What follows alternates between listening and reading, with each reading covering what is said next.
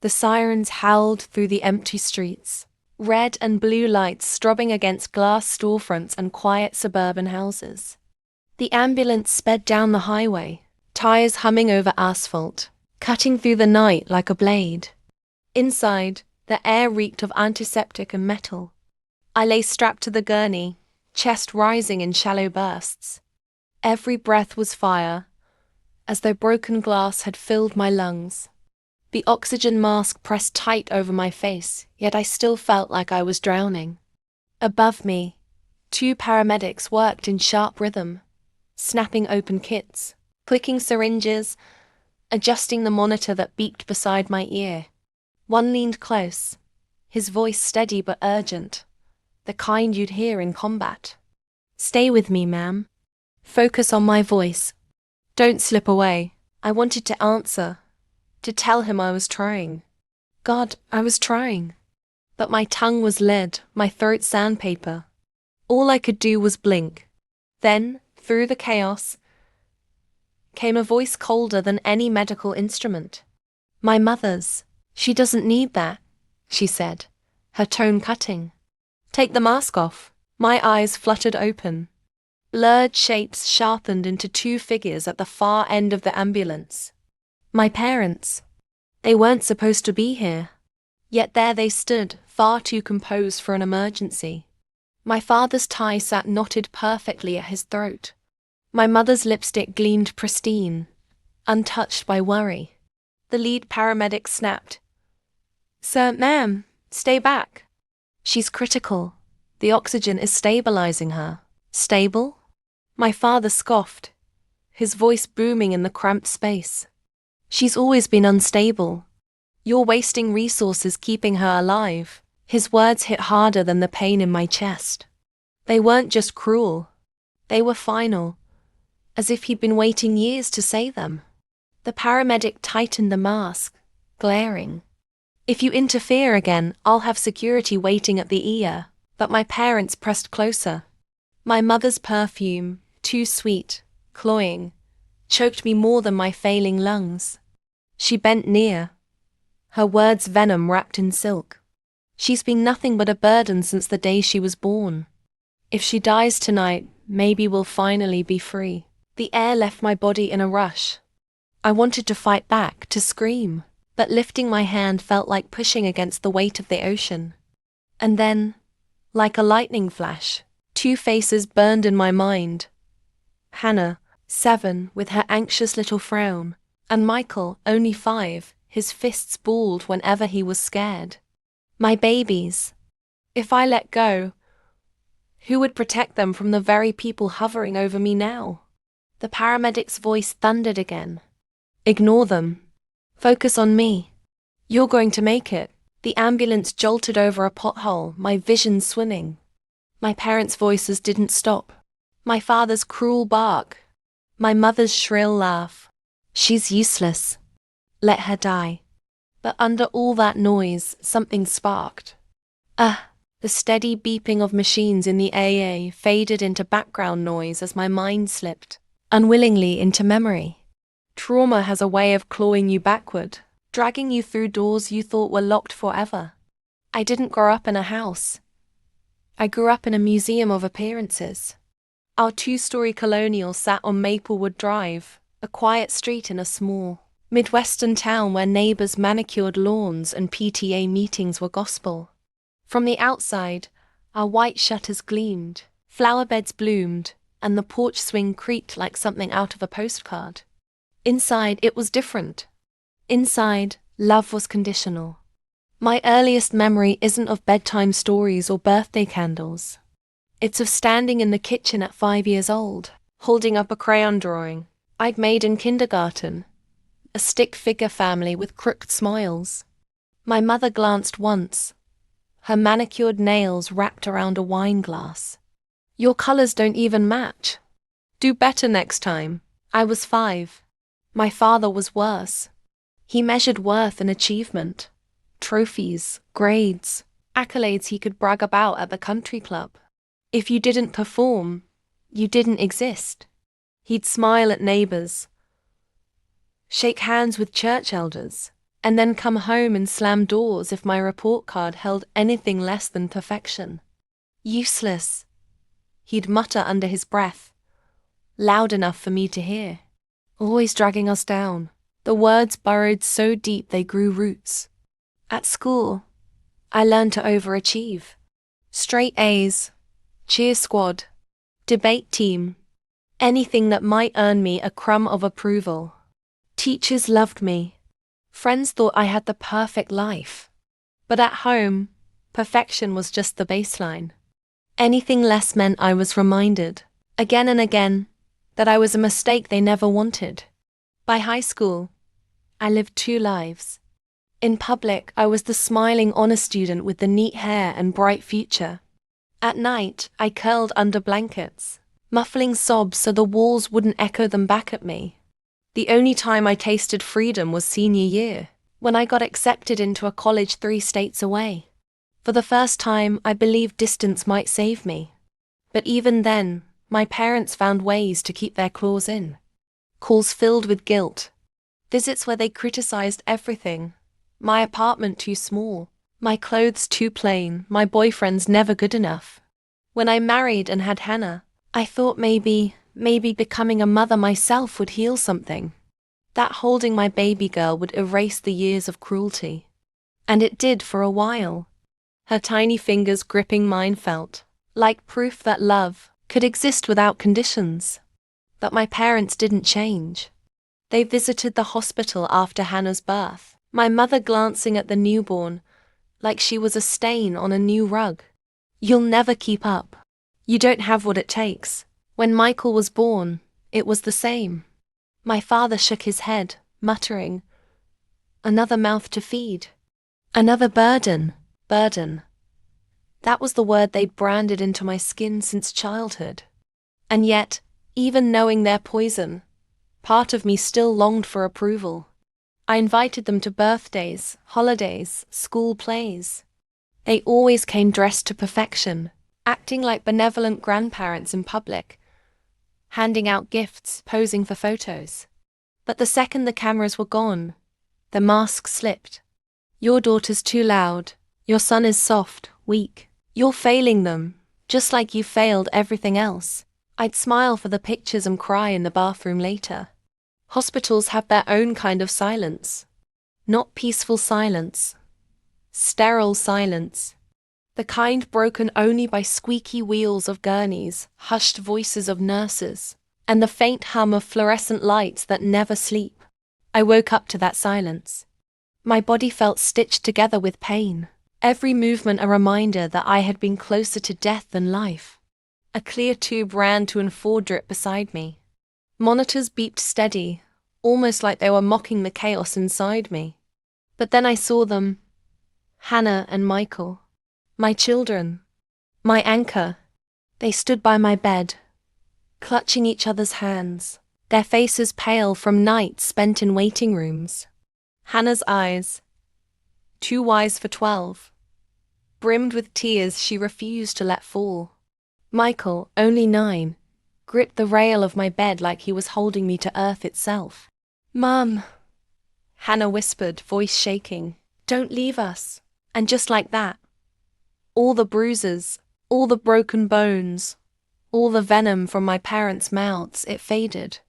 Because these 2 souls needed me more than anyone ever had.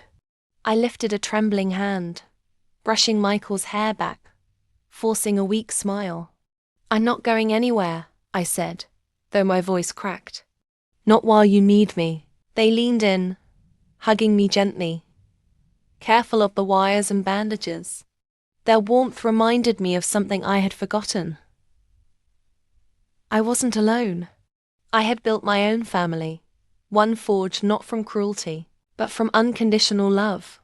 The days in the hospital blurred into one another. Nurses checked vitals. Doctors discussed surgeries and recovery time. But what etched itself into memory wasn't the medicine. It was the moments. Michael bringing me a handmade card that read, "World's Strongest Mom." Hannah sneaking in her iPod and letting me listen to her favorite song, saying, "When you get better, we'll dance to it together." The way they took turns reading me bedtime stories, reversing the roles as if to remind me I was still cared for. And yet, behind their brave faces I saw fear. They'd overheard whispers. My parents hadn't just left me. They were telling people I was unfit, weak, dragging the family's name into pity and disgrace. One night, long after visiting hours, Hannah curled beside me in the hospital bed. Her voice was barely a whisper. Grandma said, "You weren't strong enough to be a mother." She said maybe we'd be better off with them. The words stabbed deeper than any knife. Not because I believed them, but because my children had heard them. My toxic parents weren't just attacking me anymore. They were circling my kids, trying to plant the same poison that had destroyed me. That was the night something shifted. As Hannah fell asleep against me, her small chest rising and falling, I stared at the ceiling tiles above. I thought of the ambulance, of the paramedic who told me, "You've got something they can't touch. The strength to love." Strength. It wasn't the kind my father measured in trophies, or my mother in appearances. It was the kind you built in the ashes of survival. And maybe, just maybe, it was time to stop surviving. Maybe it was time to fight back. The first seed of a plan was planted the following week. I had just returned from a painful round of physical therapy, when I overheard two nurses gossiping in the hallway. "Did you hear?" One said. "Her parents are holding a fundraiser for her medical bills. Can you believe that? Acting like saints while she's in here suffering." My stomach twisted. A fundraiser? My parents, who had abandoned me in an ambulance, were now parading as heroes in the community, collecting sympathy, money, and attention. They weren't just erasing the truth. They were rewriting it. I wanted to scream, to rip out the IVs and storm into town, shouting what really happened. But I couldn't even stand without help. Rage swelled inside me, pressing against my ribs, but so did something else. Clarity. If I went public too soon, no one would believe me. My parents were pillars of the community, wealthy, respected, charitable. I'd be dismissed as the bitter, broken daughter. No, I had to be smarter. So I waited, listened, gathered scraps of information from nurses, from visitors, from social media posts Hannah secretly showed me. My parents were planning a grand gala, an extravagant night at the town hall, complete with live music, speeches and press coverage. All for me, for me. It was disgusting, but it was also perfect, because if they wanted a stage, I would give them one. Only it wouldn't be the performance they expected. Recovery was grueling. My body healed slower than my mind. Each step with a walker felt like lifting mountains. But I had something my parents never expected: motivation. Every time pain screamed at me to quit, I remembered Hannah's trembling voice, Michael's worried eyes, my parents' smug smiles, and I kept going. By the time my discharge papers were signed, I wasn't just leaving the hospital. I was walking out with a mission. As we packed my things, Hannah asked, "Mom, what happens now?" I bent down, looking her in the eyes, steady and sure. "Now, sweetheart, we remind them who they underestimated." By the time I returned home, weeks had passed. My body was fragile, but my mind burned with a clarity I had never known before. Every creak of the wooden floor, every glance at the family photos hanging crooked in the hallway reminded me of the life I had barely escaped. But outside these walls, the town buzzed with gossip. Maplewood was the kind of place where secrets traveled faster than light. Grocery store aisles, barber shops, church parking lots. Every corner carried whispers. Some pitied me, some envied the attention my parents had managed to gather, and some simply repeated the story my parents had planted. They're saints, you know, taking care of their poor daughter's bills. So selfless. Such pillars of the community. I heard she couldn't cope. Always been fragile. Fragile. That word again. It crawled under my skin like fire ants. But I kept my head down. I smiled politely at neighbors who offered hollow condolences. I let them think I was the grateful, weak daughter recovering under her parents' golden halo. Inside, I was sharpening my truth into a blade. The gala was all anyone talked about. Flyers littered coffee shop bulletin boards. Social media posts painted it as the event of the year. Local news promised coverage. My parents spared no expense. Silk banners, gold-trimmed invitations, catering from the best restaurant in the county. They weren't just throwing a fundraiser. They were building a stage, one grand enough to elevate their image forever. Perfect. Because stages don't just elevate saints. They also expose liars. In the weeks leading up to the event, I prepared in silence. While my body healed, I wrote. Page after page of memories, dates, incidents. Proof of every scar, every insult, every betrayal. Not just mine, but my children's too. I gathered allies quietly. The paramedic who had heard my parents' venom in the ambulance. A nurse who had seen their indifference in the air. Even a neighbor who admitted, with guilt in her eyes, that she had overheard arguments through open windows for years. One by one, I pieced together a chorus of witnesses. But I didn't just want to expose them. I wanted to shatter the mask so completely that no one would ever believe their performance again. The night of the gala arrived with crisp autumn air. Maplewood's town hall glittered with lights, its tall windows glowing like beacons. Cars lined the street, expensive ones my parents loved to flaunt among. Guests in evening gowns and tuxedos streamed in, laughter echoing as if the night was some kind of fairy tale. Hannah and Michael walked beside me, each holding one of my hands. They were nervous. I could feel it in the way their palms sweated, in the way their eyes darted around the crowd. "Mom," Michael whispered, "what if they don't believe you?" I knelt down, fixing his small bow tie, steadying my voice. "They don't have to believe me, sweetheart. They just have to hear me. And once the truth is spoken, it can't be taken back." Hannah squeezed my other hand. For the first time, I saw not fear in her eyes, but fire. We walked through the double doors together. Inside, the hall was a cathedral of pretense. Crystal chandeliers hung overhead. Tables gleamed with silverware. A string quartet played softly in the corner, their notes floating above the chatter. And at the center of it all, my parents. They moved through the crowd like royalty, shaking hands, accepting praise, their smiles sharp as knives. My mother's gown shimmered under the lights. My father's tuxedo was crisp, his tie perfect. They looked every bit the saviors they pretended to be. And then, of course, the speeches began. The mayor took the podium first, singing their praises. A true example of compassion. A family dedicated to love and service. Applause filled the hall, bouncing off the walls until it felt suffocating. Then my father stepped forward. His voice was smooth, practiced. "We are humbled by your generosity tonight. Every dollar raised will go toward my daughter's recovery. She is strong, but she needs us, as she always has. And as parents, it is our duty, our privilege, to stand by her side." More applause. Cameras flashed. My mother dabbed fake tears from the corners of her eyes. That was my cue.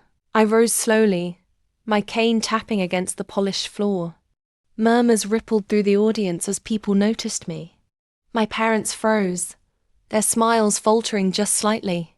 I walked to the stage, each step measured. Hannah and Michael followed behind, their presence giving me strength. When I reached the podium, I turned, not to my parents, but to the crowd. "Thank you," I began, my voice steady though my heart thundered.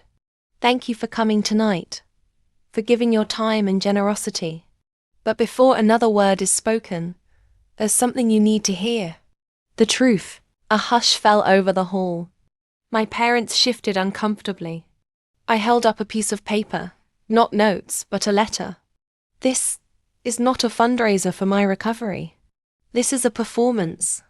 A performance staged by the very people who left me for dead. Gasps rippled through the audience. My father stepped forward, panic flashing in his eyes. "That's enough," he hissed under his breath. I ignored him. In the back of an ambulance, as my life hung by a thread, these two people, my parents, said I was a burden. That the world would be better without me. The paramedics sitting in this room tonight heard it. Nurses at the hospital witnessed their indifference. My children. I glanced at Hannah and Michael, their faces pale but determined. My children have endured their cruelty, just as I did. The room was silent except for the pounding of my own pulse. You call them saints, pillars of the community, but I call them what they truly are, abusers who cared more for appearances than their own flesh and blood. And tonight, I will not let them profit from my pain. I dropped the letter onto the podium. It echoed louder than any applause. And then, the whispers began. The silence in the gala hall was suffocating. No clinking glasses, no polite coughs, no music. Only the sound of dozens of people shifting in their seats, their eyes darting between me and my parents. My father's jaw was clenched so tightly, I thought his teeth might shatter. My mother clutched her pearls like they were a lifeline. "She's lying," my father barked finally, his voice desperate but still commanding. "My daughter, she has always been unstable. You all know this. Years of weakness, years of drama. She's trying to ruin us because she can't manage her own life." Murmurs rolled through the crowd like thunder. For years, those words had crushed me. Weak, fragile, unstable. But tonight, they didn't pierce me. They enraged me. I held up another document, my hands steady. "This is a signed statement from David Cole, the paramedic who saved my life. He heard every word you said in that ambulance. He was willing to testify, to put his name on the truth. You begged them to take off my oxygen mask. You begged them to let me die." Gasps spread across the room. Guests leaned forward, their faces twisted with disgust. From the back of the hall, David himself rose. His uniform was crisp, his presence steady. "It's true," he said simply, his voice carrying through the microphone system. "I've worked hundreds of calls, but I've never seen parents fight against their own child's survival. Never." The audience erupted. Gasps, whispers, shaking heads. My parents' empire cracked with every sound. My mother tried to recover, forcing a trembling smile. We were emotional, upset. "You must understand. Parents say things they don't mean." Hannah's small voice cut her off like a blade. "That's not true, Grandma. You told me Mommy was weak. You told me she should just die." The entire hall froze. My daughter's words were pure, unfiltered truth, and no one could deny them. Michael stepped forward too, his fists balled at his sides. "Grandpa said she was trash. But she's not. She's our mom, and she fought to stay with us. She's stronger than both of you." The room erupted again, but this time with condemnation. "Monsters. Disgusting. How could they?" People pulled back from my parents as though they carried disease. The polished veneer of their reputation dissolved under the weight of truth. I took a deep breath, my voice ringing clear. "You built your lives on lies, on manipulating people into believing you were saints. But tonight the truth stands taller than your lies. You wanted me gone. But I survived. And because I survived, you no longer get to hide behind your masks." I turned to the crowd, my hands trembling but strong. "You don't have to believe my words. You don't have to believe my children. Believe the documents. Believe the witnesses. Believe the people who've suffered under their cruelty for years." A businessman near the front slammed his glass onto the table. "I won't donate a cent to frauds like you," a woman hissed, her voice dripping with venom. "You disgust me." Within minutes, the gala, the empire they had built, collapsed. Guests began walking out, some jeering, others shaking their heads in disbelief. Sponsors whispered about cutting ties. Politicians slipped out quietly, unwilling to be associated with the scandal. And there they stood, my parents, in the center of it all. Once adored, now despised. Their masks shattered. I didn't wait to watch them drown. I gathered Hannah and Michael's hands and walked out through the double doors. The cool night air washing over me like baptism. The sound of their tiny footsteps beside me was steadier than any applause. For the first time in my life, I wasn't running from them. I was walking towards something better. The days that followed were a blur. Local newspapers carried the story. Charity gala turns into family scandal. Social media exploded with outrage. Neighbors who once praised my parents now avoided them in shame. They tried to fight back, of course. Denial, threats, even claims of slander. But the documents, the witnesses, the recordings, truth was an avalanche, and they couldn't stand against it. And me? I began to heal. Slowly, not just my body but my soul. Therapy sessions, long walks with Hannah and Michael, late nights journaling until my hand ached. One morning, Hannah brought me a drawing, the three of us holding hands under a bright sun. No grandparents in sight. She smiled shyly. "This is our family now, Mommy. Just us. And it's enough." Tears blurred my vision as I pulled her into my arms. "Yes, baby. It's more than enough." Michael, sitting cross-legged on the floor, looked up at me. "Does this mean we're free from them now?" I nodded slowly, the weight of years finally lifting off my shoulders. "Yes, sweetheart. We're free." Weeks later, I stood at the edge of Maplewoods Park, the autumn leaves crunching beneath my shoes. Hannah and Michael played on the swings, their laughter bright and untarnished. I closed my eyes, breathing deeply. For the first time in decades, the air didn't burn. It filled me, healed me. I thought back to that night in the ambulance, the moment when my parents' voices tried to drag me into the grave. I thought of the spark that flickered inside me, the whisper that said, "Not this time." And I smiled, because they had tried to bury me, but all they did was plant me. And I had bloomed,